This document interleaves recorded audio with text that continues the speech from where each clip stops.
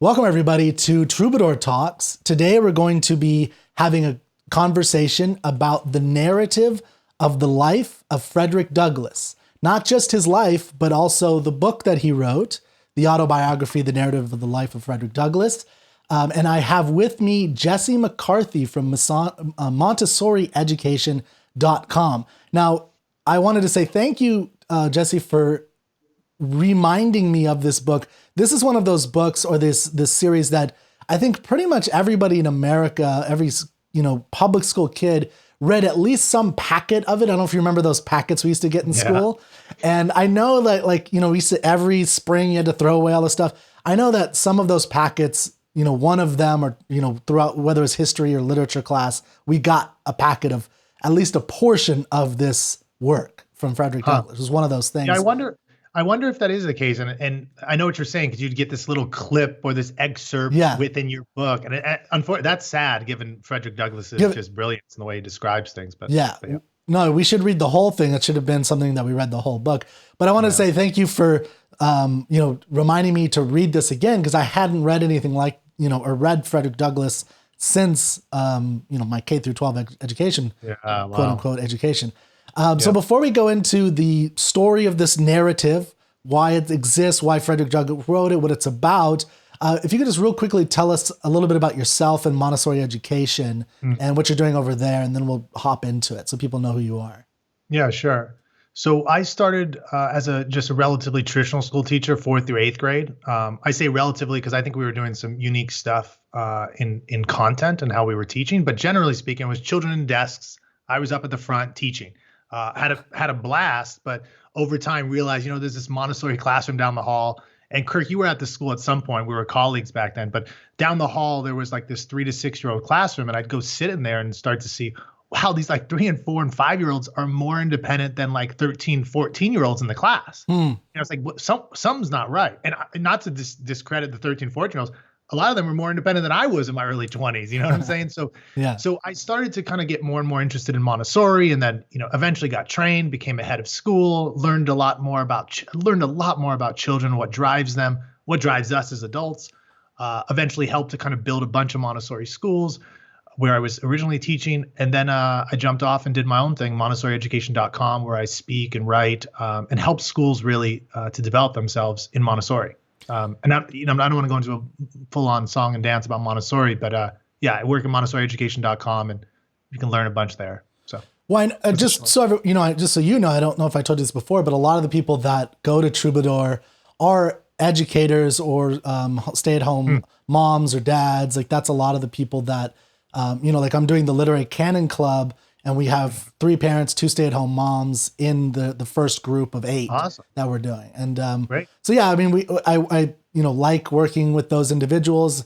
This is a big thing that we're doing at Troubadour, and that's, maybe leads us into the life of Frederick Douglass and this idea of educating and being independent and being a self-made man, which is a term he does use. I don't think he uses it in this work, but he uses it in other books that he's written and other speeches he's written.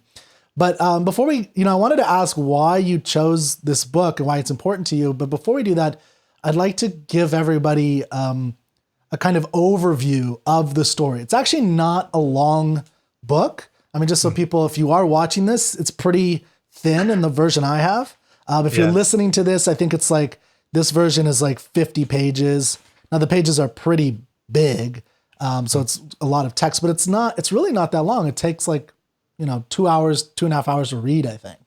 I think practically it's an easy read. But it's a hard read emotionally, but it's a very easy read in that sense. Which I think is probably something he was doing on purpose, right? He was trying to, he wanted to reach a lot of people of varying literate degree. And so he has very powerful, good writing, but it's also accessible to many different literacy levels, I think. And that's one power of it. But what's the story we're going into? I mean, it's because it's not his entire life, of course. It's not every moment of his birth to his death. He's writing it in 1845. So it's before slavery has been abolished. It's before the Civil War. He actually lives on until what, 1890, I believe he passes away. That's a long life. Yeah, he lives a long, fruitful life, and he was born a slave. And then, so the story is essentially, the narrative is essentially, if I were to essentialize it, it would be him being born into this world of slavery and the key moments that led to his escape and, into the North.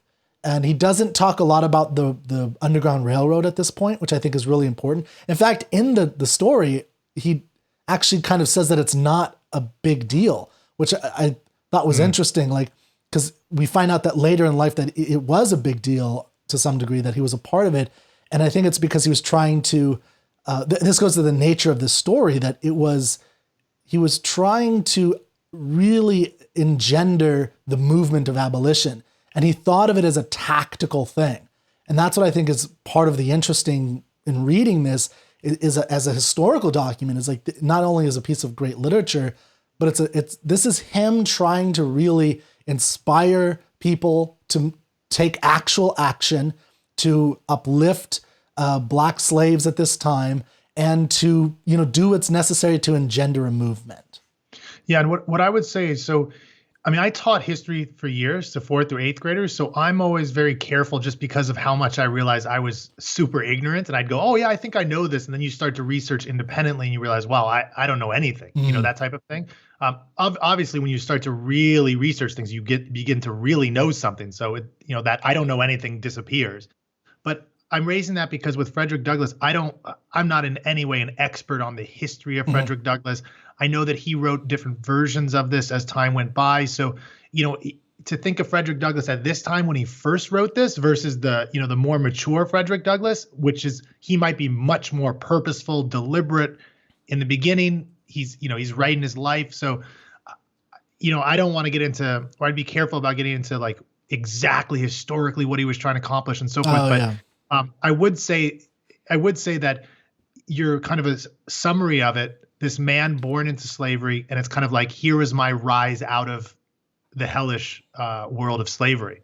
But I think you're right. He wants to show you just how hellish it is, so that you make change. Whether you're a slave, whether you're a slave owner, whether you're a slave yourself, or whether you're just some random person just living your life not thinking about these things. So he wanted to reach everybody, and with the message of, yeah, this needs to end. This is barbaric. It's inhuman. So yeah.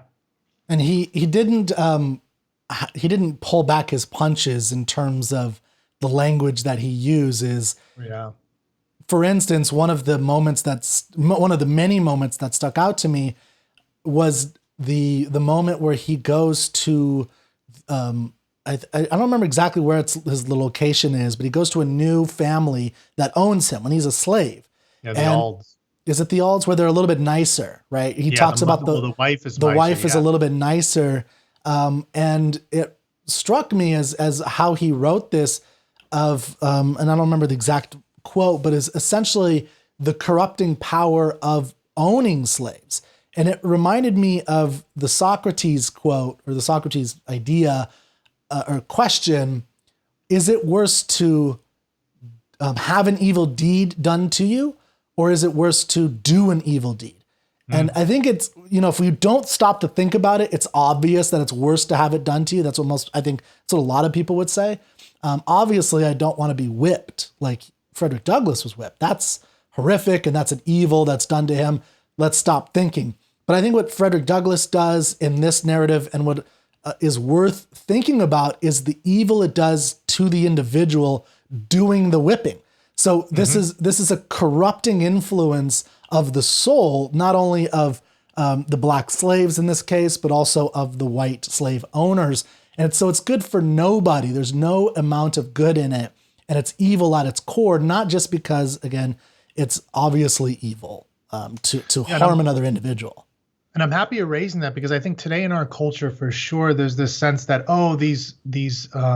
these people that are oppressing others, they're getting away with things and they're living these amazing lives while other people are being oppressed. Yeah. And I think you're right to highlight this. And that's one of the reasons why Frederick Douglass is such a hero, and has been a hero of mine, is that he shows the dehumanizing element of slavery for every human being.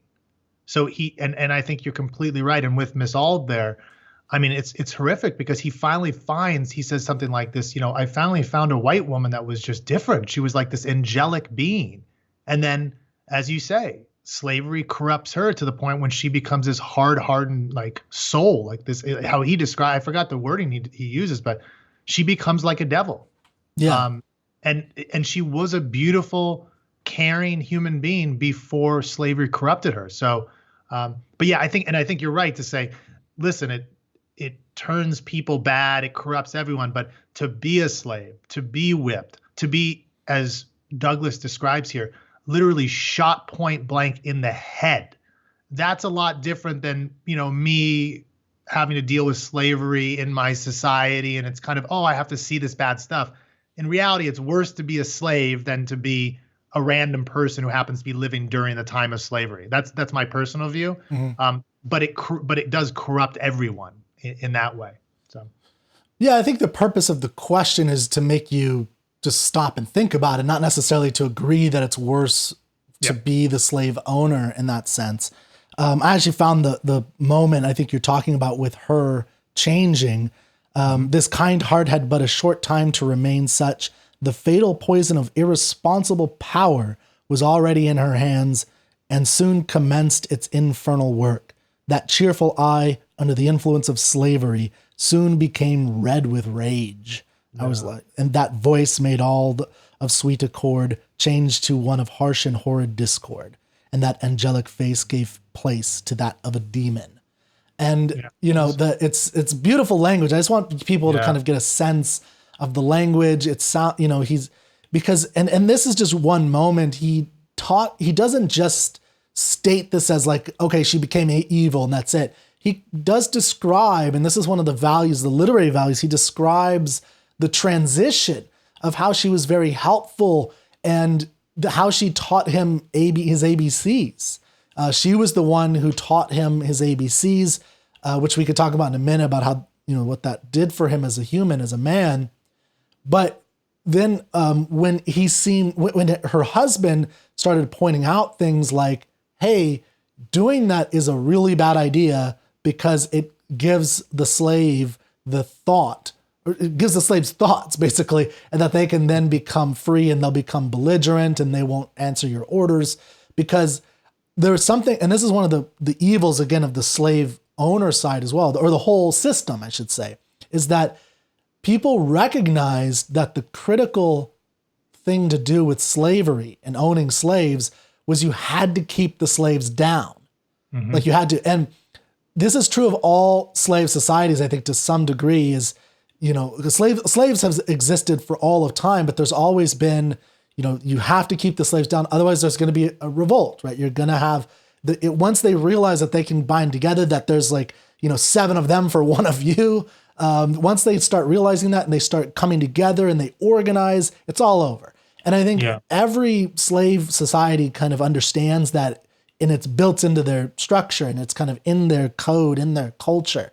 And you see that in the narrative of Frederick Douglass. And it's an important lesson for us to learn today, a historical lesson that we forget because we're now removed from slavery by 150 years. And I think we simplify the whole thing too much.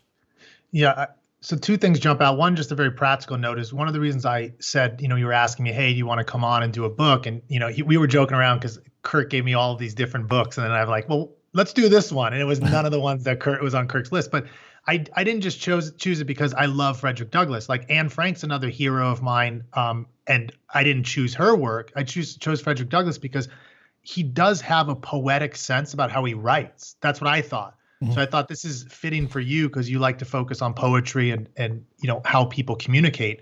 And because I think there are people today, even like Thomas Sowell comes to mind, that very logical, very rational. He's kind of intense too, but Frederick Douglass takes the argument and makes it so vivid that it's hard. Like, what do you do? Like, how do you argue with Frederick Douglass when he's showing you so vividly what's happening in the real world? It's so powerful. So anyways, I just wanted to note that because I agree with you, the power of that. And that's one of the reasons why I wanted to talk with you about this one. And then the other thing is this power of learning to uplift human beings. And, as you said, throughout history, you cannot allow any type of slave or any person you're holding down to get a hold of learning, because it will eventually change things and want them to rise. And I think, just to think about today, you see that through all movements, whether it's like a communist party or a super religious sect that does. There's no Q&A period at a communist party meeting, Yeah, and there's no. I never thought about that. There's no Q&A in today's, hardcore, like anti-racism. I can't go in there and start questioning the actual things that they're saying. I can't be curious. So I think there's some similarities in thinking about movements that don't allow you to question their fundamental views. So I think there's something similar going on. Now, obviously, it's not the same as like the exact same as a slaveholder not allowing you to, literally forcing you to do something. But I tend to enjoy movements, even if I disagree with them, where they allow you to question everything. Kind of like Socrates, question everything. Or X-Files, if you want to put it more in the mind. The truth is out there, man. It is. And you got to question everything, even if aliens exist. Although he was, this is a side note, I guess, but Mulder was a little bit spiritual in his belief. Yeah. Like he didn't have to have, I know you're joking, but I'm just saying. I know. But Mulder was looking for a sister that got like kidnapped by crazy aliens. Or something. I love these that show. Yeah. These analogies only go so far, but X-Files was something special for me when I was younger. So that's trying to bring it back to what you were just saying. So I think you harped on this twice, that it's a more challenging to say, or slavery itself is of course an evil. Just being owned by another person is a whole evil. And I would just, I guess also, and then you made the connection between there's certain movements today where there is not the evil of slavery, where they're owning people, but there is the evil of at least the focus on shutting people down, not thinking, a white man like myself, it's how they would categorize me. I don't categorize myself as a white man. I'm, a mixture of a whole bunch of stuff. And I could consider myself an American, but I couldn't ask questions. I couldn't even talk about stuff like Frederick Douglass. I mean, I couldn't imagine me going to a conference today, even, or a college campus, and giving a lecture on the life of Frederick Douglass, because I wouldn't be allowed to, because I'm white, which is such a bizarre thing, because when I read this, I see this as such a critical story in the American corpus, right? Like I've taken courses on classics of American literature, right? And a lot of times they'll start with something like the Autobiography of Benjamin Franklin, actually, and like what he did in writing, and move on to like Washington Irving, and you'll hear stories from him and so on and so forth. And I think this narrative is part of that American culture, and it's something that what Frederick Douglass was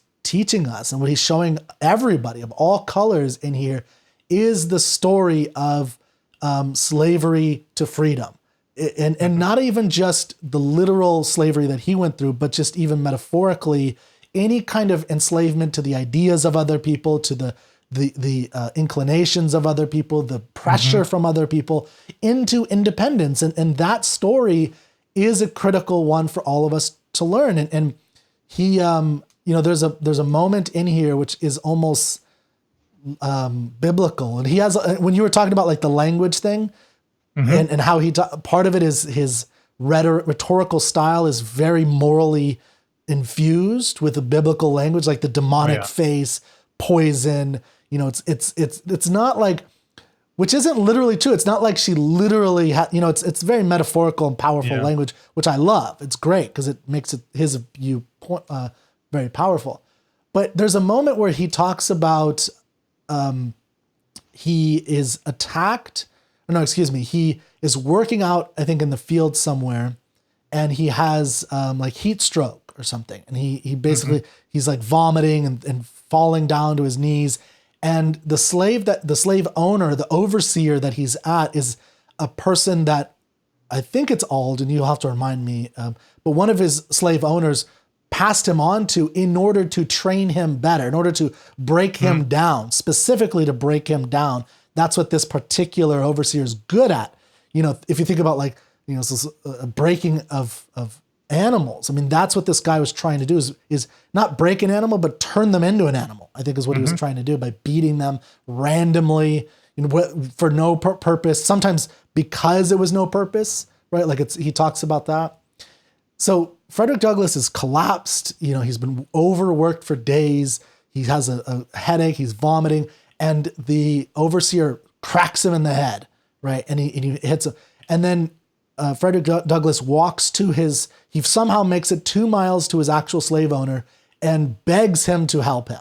Begs him to get him out of this. Like says, I can't handle this anymore. You're going to lose me because I'm going to die.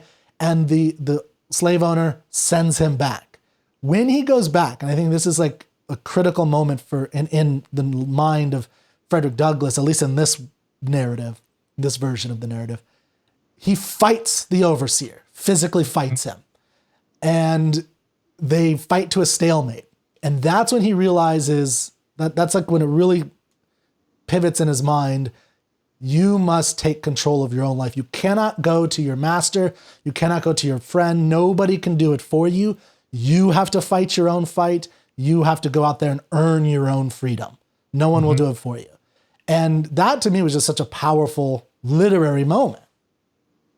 Yeah, and I agree. And the main reason Frederick Douglass is so powerful to me is actually not about slavery. It's about being a self-made human being. So taking control of your own life and taking it in your own hands. And it just happens to be that he literally did it. Like most of us will never have to create ourselves to the extent that Frederick Douglass did. He was raised, basically taught from birth that you're nothing, that you should stay on the ground. You should stay with your face in the ground and do what I tell you. And this man not only intellectually had to realize that, that's not me, but physically had to rise up and fight people off. So I'm with you. And I think that moment is pivotal for him because it's like, we can understand these things intellectually. It's kind of like this, when you're sitting there going, tomorrow I'm going to do this. And then you wake up tomorrow and you're like just lying in bed going like, maybe I won't. Like it's intellectual when you're like, I should be a better person. Frederick Douglass didn't have the choice. It was like, either you're going to be a better person and rise up, or you can just BS yourself all day long and just remain a nothing. So he took his life and said, it's mine. I know he had help along the way in different ways, but at a core level, this was his fight.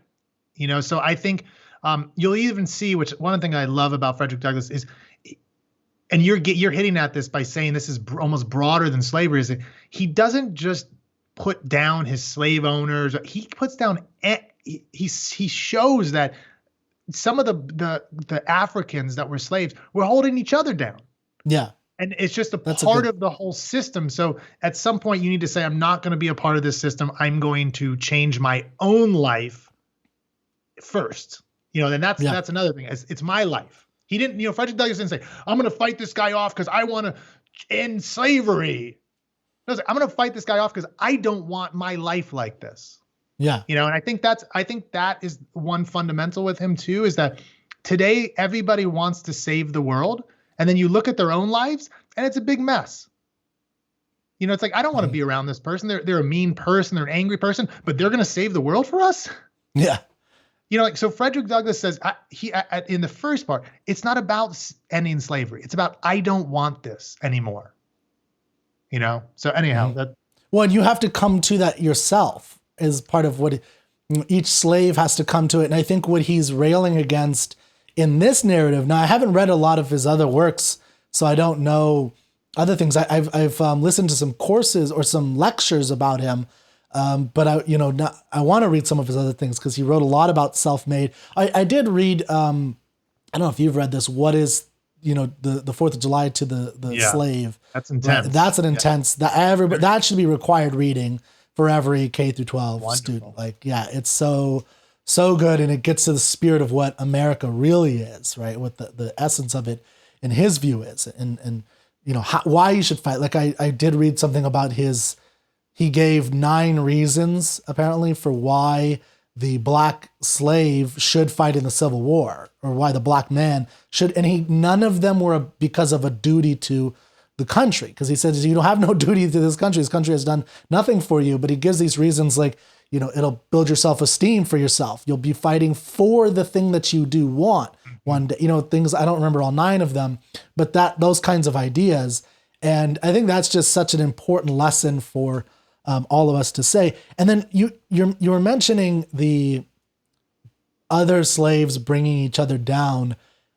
What this whole thing really makes me think of is what he's really fighting, and it's represented by this overseer, but it's represented by every moment of this, and why literature, speaking, ideas, education, another way of thinking about it, is so critical, is because he's fighting not just some people that if you killed them, the whole system would collapse, right? He's fighting the system of ideas that is ingrained in the minds of the slave owners, their children, their grandchildren, their friends, the slaves themselves.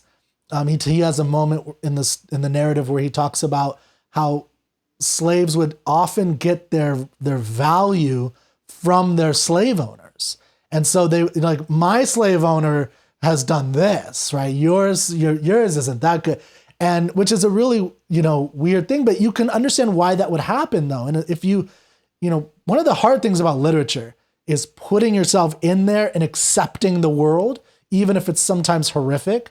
So if you can put yourself into the mind and the feelings of a slave in 1840 Maryland, you can understand why they have nothing else to latch onto. I mean, their families are broken up purposefully. That's part of what they do. They don't have family tradition. They don't have the tradition of where they came from in their country. They have nothing.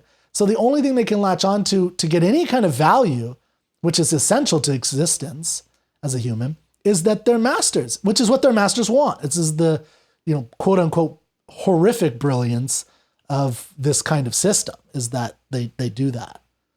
Yeah. And I think, what you're hitting at a core level is like self-worth, that the master doesn't want you to feel any self-worth as a human being. And at the end of the day, I think that's the rise out of slavery is the understanding and acceptance and pride of I am an individual human being. And I think that's at the core of Douglass, is saying even he can even speak. He's got this other letter to it's called letter to my slaveholder or something like that he wrote to his slaveholder, to his master after he was free. And you if you go out and read this, it's amazing because he speaks to him, crazy enough, as a human being. He's trying to reach this man, but he says, you know what? If you want to change around, I'll be the first one to open my door as a human being. But if not, get the F out of my way, basically, is what he's saying. You know, so, but only somebody with a pride in who they are as an individual can write such a letter.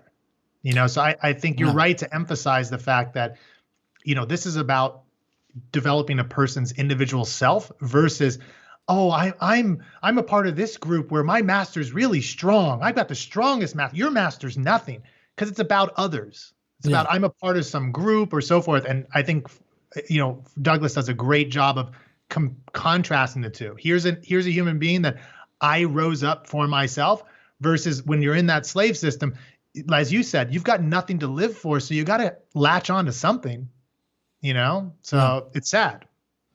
And now I would like to move into like some of the things about like how he came out of this for himself, particularly with a focus on reading.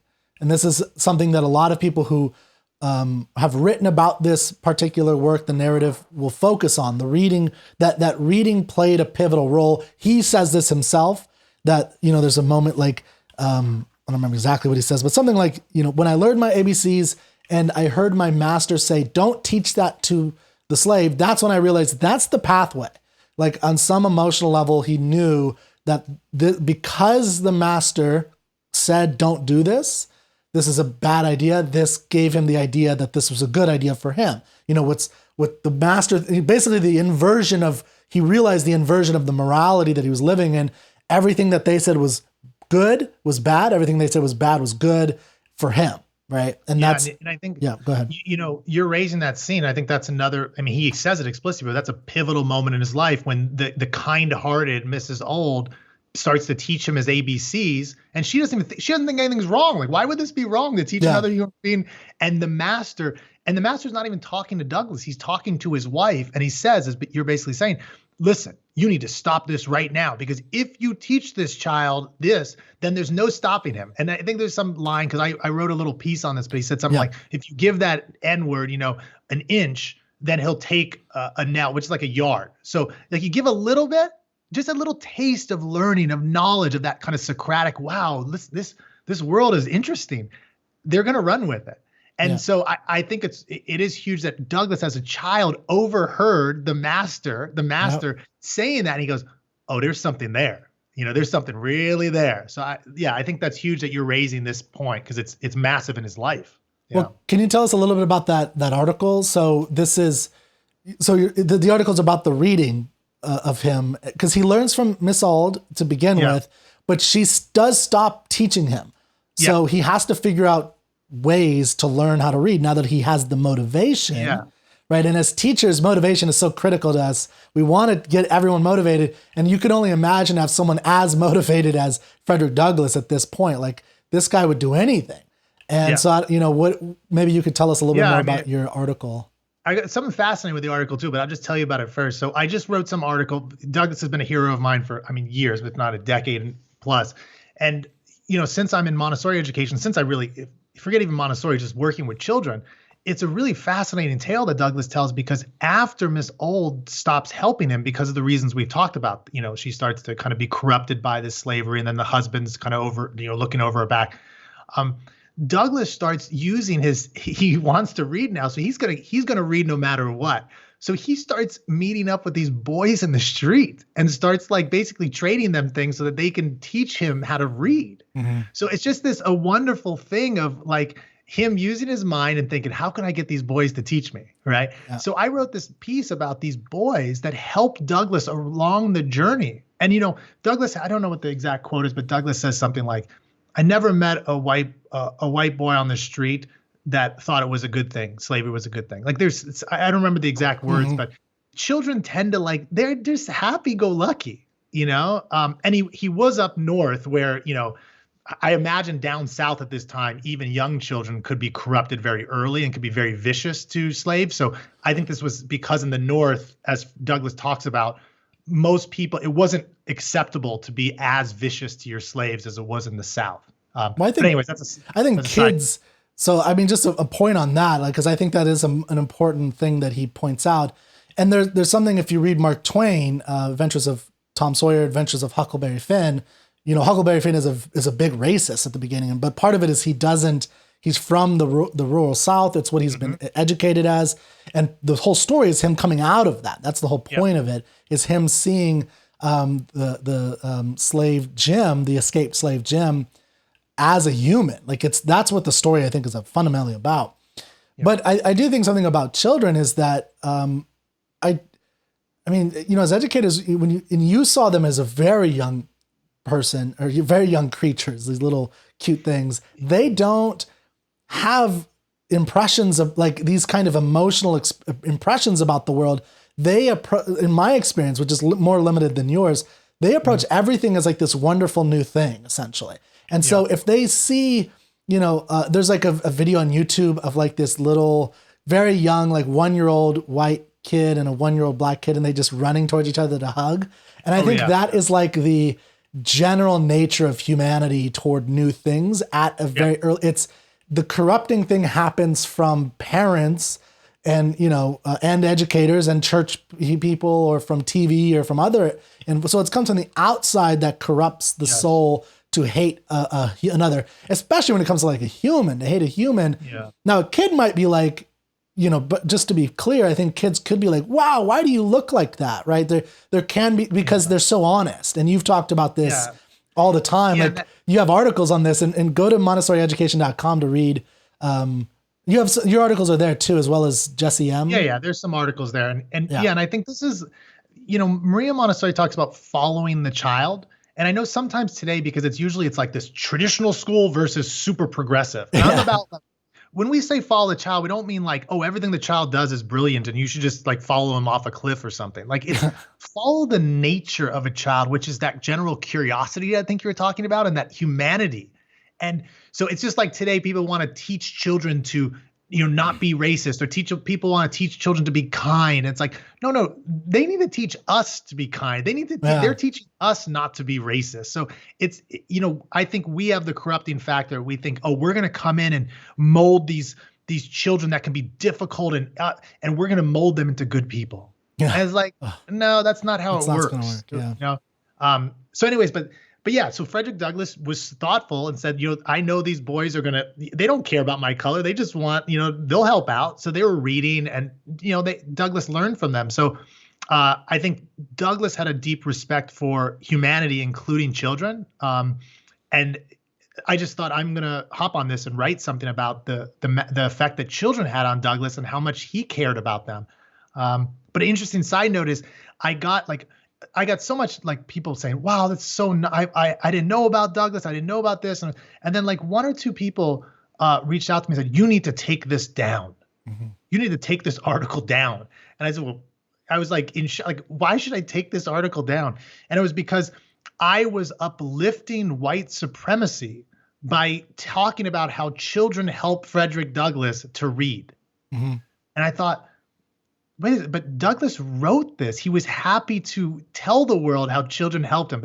And the response was, that's okay for Douglass to say, but you can't say that because you're trying to use his story to uplift white supremacy. Hmm. And it's wild when you hear these things. And I think of like, Douglass is such a hero to me. And I love the fact that when you see things where somebody comes and tries to attack something that I think is beautiful, I'm always open to these things, but you have to have an argument beyond that. I just feel this is the way it should be. And so I just tend to think back to with Douglass, he's always questioning things. He's always saying, well, why should I be a slave? Why should I be the one down here? And he's not just accepting things. So I think when I get pushback or I get feedback, I love people that push back. And I think it's some with Douglass. He loved to get in debates. He loved to get in discussions. He didn't care what color you were. Like, let's talk it out. But you have to have a reason. Mm-hmm. You can't just tell me, no, you get back to where you belong, Douglass. Or because you're black, you should not be in here with us white people talking with us. Go to the other room. He's just like, why? Yeah. That simple childish question. Wait, why? So there's something about Douglass that he just embodies curiosity as a human being. And not just like intellectual, let's just discuss, but then I'm going to do something about it, you know, which I love. So it's not just discussion for discussion's sake. It's discussion for action's sake. And it's how to take the best actions. Now there's two things that I think are important for us to maybe chat about here that you just pointed out. One is what people of all ideologies today can learn from Frederick Douglass, which we've kind of pointed at already. But I think we do have certain movements going on which are, taking some parts of Frederick Douglass, I think, and kind of absconding with the others and kind of just cutting off the others. I'm thinking of like the 1619 Project, the BLM movement. Not everybody, but certain ideas that they hold that, for instance, the action over thought thing, or they do action over thought sometimes, where it's let's just take action. Let's rioting or looting can be a good thing because it's what we're owed. Violence is a good, because by the way, Frederick Douglass was pro-violence. He was pro, you take the cartridge box because, and again, I actually agree with him. Like I think if you are a slave owner, you don't have some kind of right to life. You've moved into the realm of violence, and once you're in that realm, you're open to the violence that's open to you, or that's there. And so he meant it in the sense, though, I think not of just like killing anybody who's at all there, but his sense was the violence he did against like that overseer. Like that's the kind of violence he means is you have a right to your life. Nobody has a right to tell you what to do. You can stand up for yourself, and you need to stand up for yourself. And I sometimes worry that there's kind of only getting that, but not getting the thoughtful side. So the other point I wanted to make about this was, you mentioned how he's very logical and he wants reasons.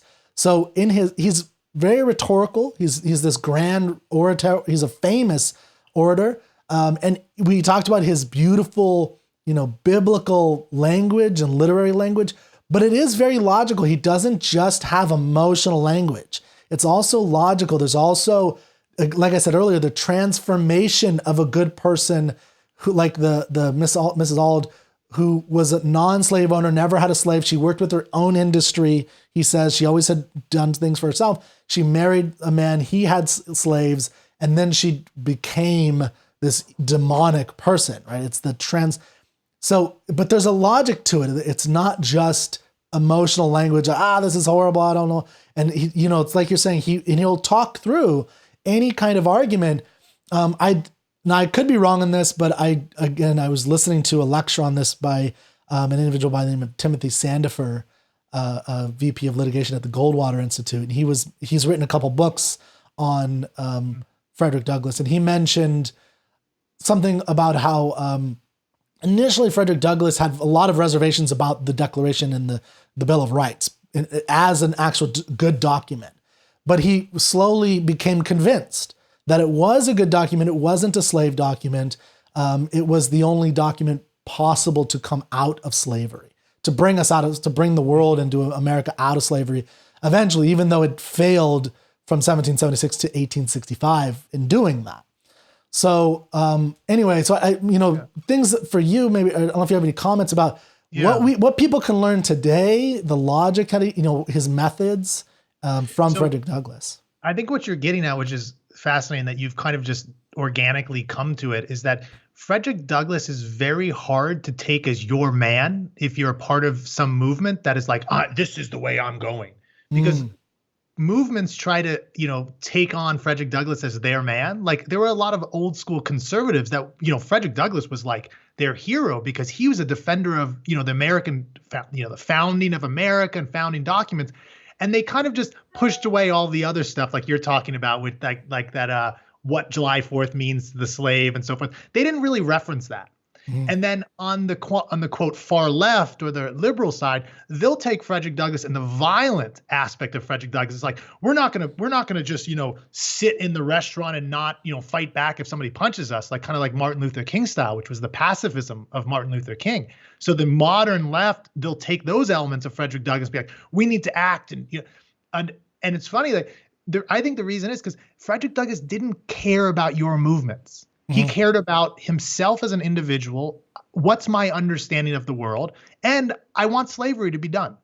Like it's inhuman. So he didn't need to mold to one or the other. He just needed to mold to what's true.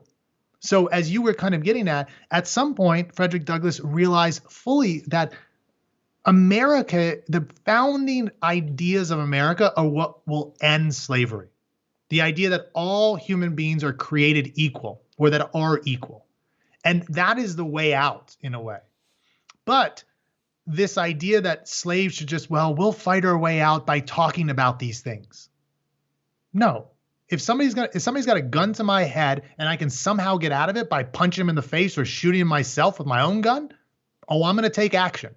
So what I think you're getting at is Douglass is a unique individual, independent individual. And I compare him in some ways to Maria Montessori because the big people in history, like a Socrates as well, they're individuals and they don't abide by what your rules are for this group. Yeah. So nobody wants to really own Frederick Douglass. And in the modern kind of BLM movement and so forth, which I have friends that consider themselves in the BLM movement and they're really cool people. They're good people. But at the core, these people, the BLM movement does not take Frederick Douglass as their man because he has so much respect for the founding ideas of America minus slavery. Yeah. So, and again, the conservatives can't take him on because he cares about America, but he's a little bit too radical for their taste in terms of, the language and the violence of getting out of slavery. So. Now, I think to kind of wrap up on a couple things is one thing I really wanted to hammer home and talk to you about. And don't forget to show us the book. I just remembered there's a book you wanted to. Oh, yeah. So we'll do that before we leave. So everyone stick around. There's a book a very special book that Jesse's going to share with us. Not my book. It's Frederick. Frederick Douglass's favorite book. So we'll save that till the end. But I wanted to focus a little bit and kind of ending on the importance of literacy and reading, and not just how he learned it, but why literacy was so important. So one of the, just as on a personal note, that I've learned that I didn't really learn how to read until I was maybe in my 20s. And what I read a quote from Mortimer Adler, who what is that? Great Books. What's his How to Read a Book? The one he wrote in the 40s and then again in the 70s. They're both great books. To read those books is life-changing. He put together the Great Books of the Western World. He was one of the main editors of that series, famous series in the 50s. But he has this quote that we are a nation of functional literates, and essentially he said we need to become a nation of competent literates. And I think that is critical. And it's something in learning about Frederick Douglass is, what you were just saying about him becoming an individual. Part of becoming a competent reader and being able to read and not just put him into that one category that we all want him to be and just, I'm going to ignore these things and not put the totality together. That's a skill, a holistic, WHOL, holistic, I guess, of reading challenging books and the value of reading these really challenging pieces of literature, history, science, math, and all the, and when you get older, philosophy. That is really a critical skill that we need to have as the bar for all Americans. Like right now, the bar, and this is just a kind of lesson in reading from him, just the importance of becoming an individual. I think it's one of the only ways to become an individual, is to become a competent reader. At least that's one lesson I got from the narrative. And that needs to become a new bar. It's something that's inspiring me. And this book, I'm very passionate about it now.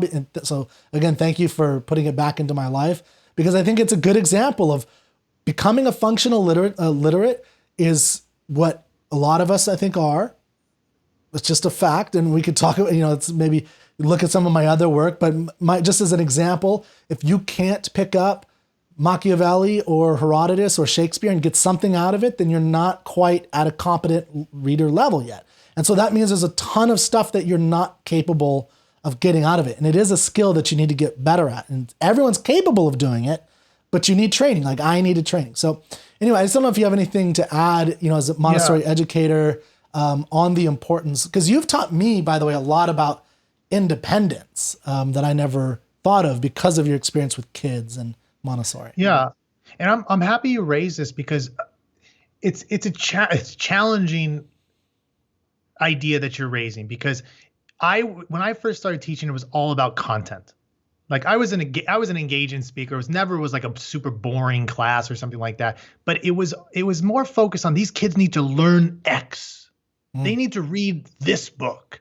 And although I think it's important as human beings that we are reading texts like Aristotle. Like if you haven't read some of Aristotle, I think that's like something all human beings should have some taste of. But I'm just very careful, because I'm particularly talking with younger children, and even thinking of myself, and I'd be curious with you how this happened. When I started to love reading, the reason was I found a book that I loved. It wasn't because I was reading some super challenging passage in Plato and it inspired my intellect to really understand things. That wasn't my experience. Now later, I love that challenge. I don't understand this piece. Like, what is he trying to say? Like, I want to get to it. But my initial thing was just like, I met a character, Howard Rourke in The Fountainhead, where I was like, I've never seen somebody like this. I've never seen some, and I want to be more like that, because there's some things I don't like about myself. And I was like, damn, I want to be like that. Not like I want to have orange hair or something like that, but it was like, there's some element, there's some aspect. Yeah, maybe I would. Yeah, if I would take some orange hair. If I get hair, I'll take that color. But in all seriousness, I'm going to push back a little bit, because I think there's a traditionalist view, and particularly among even colleges I like Hillsdale. I really admire what Hillsdale is doing. But there's a kind of like Platonic view that we need to grapple with challenging texts. And yeah, I think it's good to have challenges in life in any field. But I would take a farmer who just reads for fun, but kicks ass on his farm and is just enjoying life. I'd take him any day over some academic sitting up in his castle at a university who does nothing in the real world and is just going to dissect Plato and tell us how profound it is. So I'm just raising this as I don't like people saying to hell with reading, let's get into the real world. And I don't like people that get crazed about we need to have this intellect. And in the real world, they've got no practicality. So I think you need to have an. Do you think that's what I was saying though? No. But I'm just raising it as because, I think what you're doing is awesome. And I think it's a slant. Like this is something that excites you. And I think but I just be careful of, there could be a whole podcast on like, how to farm or how to code. And that person, I think you and I probably agree that every human being should have a basic understanding of some of these texts that are meaningful for humankind. But I'm just more careful against like everybody has to read these exact books and understand this exact thing, or else. But no, I'm not saying you're saying that, but I'm just putting out there as a warning for either side, like to hell with books or we need to get the challenge, so. Okay. Yeah, I mean, it's an interesting conversation that probably would take a couple hours to go into. I see what you're saying. And I definitely would agree with the idea that it has to be a particular bunch of groups. I think there's options. And I definitely like the teaching kids how to help them fall in love with reading. And I think there's a variety of ways to do that. I guess where my pushback would come from was that I don't think it has to be with what sometimes I see as bringing it down to their level versus I don't think there's anything. I don't think kids should grapple with philosophy, by the way, at all. So I don't think that's a question, but I don't think why there's any reason why they can't read, obviously not 5-year-olds, but at a certain age within K through 12, why they can't read Homer as, in a good translation of the actual Homeric prose, right? And actually getting good, that, or even reading sections of Herodotus and Thucydides and as a young kid for history. Now, I think that you can't just give them, if you're trying to teach them Roman history, you can't just throw Plutarch at them and say, figure it out, and there needs to be other texts, and this is where the teacher comes in. But I think like in history and literature, they need to be reading, my view is they need to be reading earlier, more original texts. And that's all I mean. And because reading as a systematic approach to things needs to be a skill that's developed, that it's to me, it's absolutely absurd that people I've talked to that are getting masters and PhD still don't know how to read. They're not at the analytic level of or syntopical level of reading. It's like you're getting a PhD, like you're getting a master's, and you can't get anything out of Milton. Like I don't understand what you're doing with your life. Like that's 20 years of education. So my point is that I agree with you. There has to be a mixture, though, is my view, where you're having them fall in love with the stories, but if they don't fall in love with the challenging of the text itself, I don't know that you can rely on them to ever do that on a regular basis. And I guess the last thing I'll say is, and this is something with Frederick Douglass's approach to the importance of what, he wrote as how to make something of yourself and how to get out of slavery, how to become an independent man. He said this somewhere else is 4 things: work, work, work, work.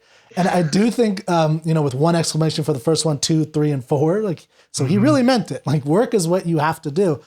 And, there is a value where it's like, this is my transition in reading lots of classic literature, lots of difficult poems, is that no one will ever enjoy that process if they're not shown that process. Like, I don't think most people are going to make that leap on their own. And if someone goes through K through 12 and they don't get that fullness of education where they're in a sense almost forced to do it, or at least it's part of their assignment, they're never going to do it unless they're the rare person like me that dedicates my life to it.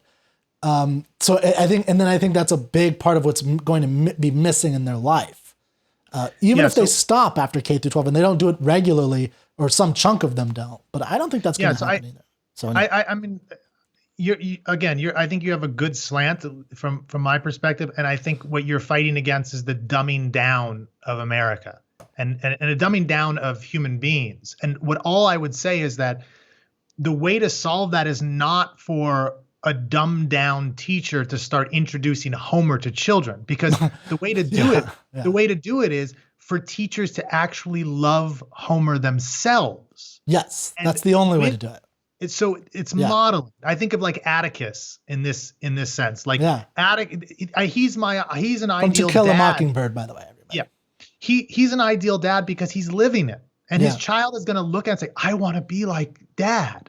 But if you imagine you go to some normal school, whether it's private school, traditional school, and they're like, you need to read this because it's deep and we need to think deeply. And they're just blabbering in your ear as a child. It's like, shut up. I'm going to go play. Yeah. So, but if Kirk, you and I are like when we're on our off time, we're reading some powerful like Beowulf or whatever the heck excites you. And a child, I remember this one kid I had brought in, we were learning about ancient Islam, and I had brought in just the confessions, early on pre-Islam to show them about St. Augustine and so forth. And I had it up and I was like, I just brought it in to show them how thick it is, how big it is. And this one child comes up, he's in 6th grade, he said, I'm going to read that.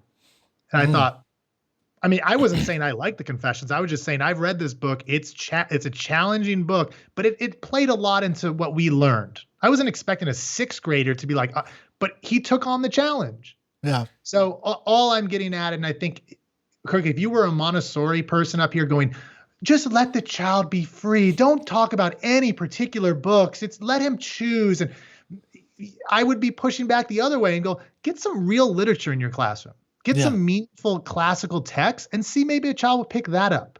Yeah. So I'm just kind of pushing back on both ends, but I'm with you. I'm with you. Yeah, I mean, this is one of the why I hope there's more schools, more Montessori education. I think we're in a new world, and this is one of the motivations for why I'm doing these podcasts, and we can kind of wrap up here. And, if you have any concluding remarks, I just launched the Literary Canon Club. The whole motivation, or the thing, I've been wanting to do that for a long time, but the catalyst for me was the disrupt text movement. And although that's been around for decades to some degree, it's really when I saw them not just say, oh, by the way, we got Homer off the curriculum, which I saw as one of their main things, or we got Shakespeare, but that they were celebrated by thousands of teachers, celebrated it. And this is the achievement we're now doing, is to get off of the curriculum these texts. And so the Literary Canon Club, and by the way, if you're interested, go to troubadourmag.com and you'll see Literary Canon Club at the top. Go check that out. But it's basically what you're saying, and I agree 100%. You have to read them for yourself and enjoy them as works of imaginative fiction and literature, as great stories, if you're ever going to teach them. So part of what I hope people, like the whole point of the club, is to come to the club and read the texts. Just read them as they are, from the Iliad down to Gatsby and, up to Rand, even if you want. So a lot of texts that we read, that we encourage people to read and help people read. And for me, I hope that that's one way that parents will pass it on to their kids, that homeschool parents will be reading Beowulf or, what is it? Chrétien, Yvonne, the Night of the Lion, which I really like, is a classic medieval text that people don't read, is wonderful. Chrétien de Troyes. It's one of the first Arthurian tales, things like that you start reading that, and then your kids will want to read it. And like you said, so that's my motivation. I'll let you have the last word, and then we'll say goodbye to everybody. But Awesome. Yeah, I'll just wrap up. I wanted to say I'm not even a fan of Beowulf, so I'm a more Epic of Gilgamesh kind of guy. So if you read that one, go for it. But so I'll just wrap up by saying I think Alexander the Great had the Iliad under his pillow, or supposedly had it. I don't even know if they had pillows back then, so I don't know how legitimate it is. But supposedly they had straw or something in a sack. He's not sleeping on stone. He had the Iliad and a knife under his sack then. Okay, so and then there's Frederick Douglass I read, and he as a young child had the Columbian Orator. So I found this like original from back in the day. So I just think to myself, Frederick Douglass might have held this or something like that. It's kind of spiritual. The Columbian, wait, hold on. The Columbian Orator. Yeah. What is that? And basically what it is, and ironically enough, I'm sure it's a collection of poems and lectures and talks that he found inspirational and kind of helped him to read and to become a great orator. I imagine half of these would be canceled today that he loved, you know. And the only thing I would end with is that I think we need to be careful as a culture, because I think when we think about what's going on out there in the world, like the crazy cancel culture where they're canceling books and so forth, or the far other side that's like doing, like, they're just serious racists that want this country to be like all white. It's such a sliver of us human beings, such a sliver. It's like this. It's like my junior high teacher used to say, it's the 10% slime. So I want to really be careful in thinking, it might not be our quote culture. It might be a 10% slime that's just getting on our shirts. And we need to say, to hell with this. And I don't pay them any attention. I do things like we're doing today and talking in a very honest, open way and having discussions.